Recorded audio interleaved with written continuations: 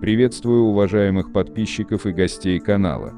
Перед просмотром ставьте лайк, подписывайтесь на канал и не забывайте нажимать на колокольчик.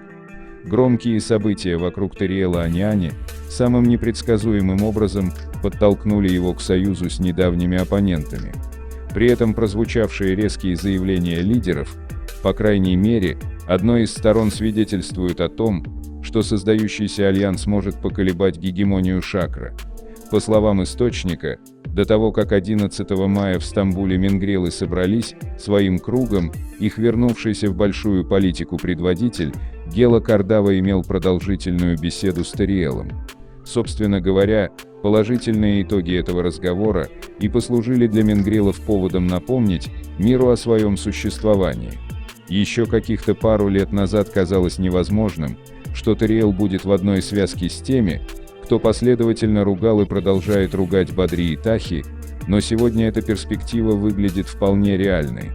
Врожденный дар убеждения Гелы, похоже, заставил Тариэла поверить в то, что общего между ними больше, чем это казалось всем на протяжении последних 14 лет. Начнем с того, что своим возникновением мингрелы, как клан, обязаны Тариэлу. Если бы не его конфликт с Хасаном в 2008 году, многие из тех, кто сегодня составляют их костяк, никогда бы ворами не стали.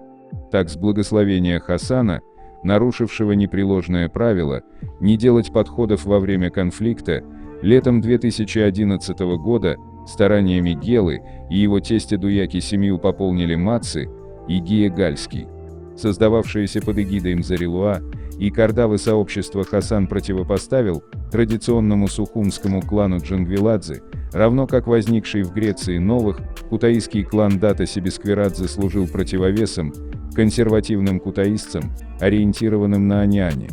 Справедливости ради, несмотря на демарш Алфасона и Мелии, добрая часть греческого филиала все еще разделяет мнение Лаши о том, что Тариэл не вор, в отличие от турецких ренегатов, в полном составе готовых перейти под знамена Аниани. Как оказалось, и в этом безусловно огромная заслуга дальновидного Дуяки, никто из мингрелов, которые были одной из главных движущих сил дедовской организации, по довольно странному стечению обстоятельств, не подписал пресловутый прогон по Таро, обозначивший раскол поименно. Недаром, из народностей, составляющих грузинский этнос, мингрелы слывут самыми хитроумными в противоположность сванам, все мозги которых, говорят, достались Тариэлу. Не лишне отметить, что будущие патриархи мингрелов Роланд и Дуяки были на слитой пироговской сходке сторонников Аниани и претерпевали от нагрянувших бойцов Собра наравне с прочими. В ходе той облавы Дуяки сломали нос, и от более тяжких телесных его уберегла лишь пластина в голове, оставшаяся после покушения в 90-х, про которую вовремя вспомнил руководитель штурма. Согласно железной логике мингрелов, если Тариэл, простив, расцеловался с теми, кто в письменном виде называл его блядью, то вообще нет никаких причин не примириться с теми, кто этого не делал. Тот факт, что в Турции, где базируется значительная часть союзников Аниани, мингрелы имеют очень сильные позиции, стал еще одним побудительным фактором для сближения с ними. Не секрет, что сколько бы ни было в Турции грузин, с турецкими властями способен договориться только азербайджанец, какой в лице Намика есть только у мингрелов.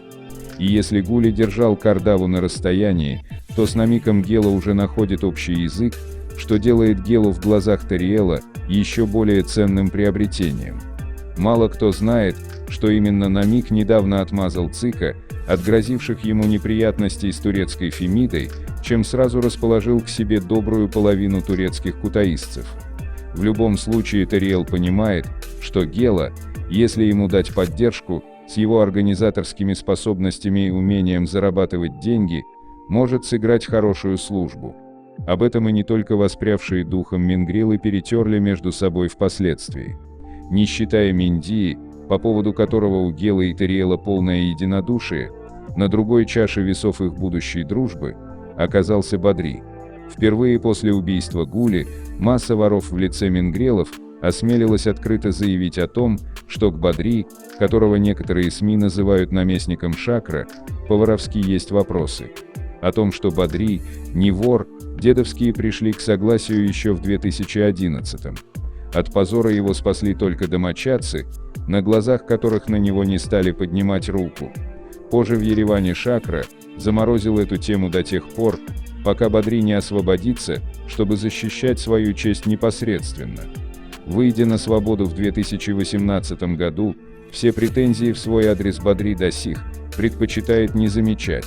Источники, близкие к обвиняемому, говорят, что всему причиной зависть, которую недоброжелатели Бадри питают к его нынешнему положению, когда он, несмотря на статью 210.1 Уголовный кодекс Российской Федерации, легально живет в Москве и, несмотря на надзор, регулярно выезжает за границу. Менгрелы парируют тем, что обвинение Бадри в крысятничестве Мзарилуа фиксирует на каждой сходке, начиная с 2002 года, то есть задолго до появления, статья 210.1, в том числе в последний раз в 2019 году, в присутствии Атара Таточи. Как бы там ни было, касаясь Бадри, менгрелы напрямую затрагивают интересы Шакра, которому придется с этим считаться.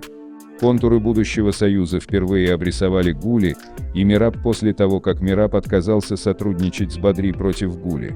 Если слияние состоится, в Турции появится единый кулак, который, наверняка, похоронит амбициозные планы Шакра.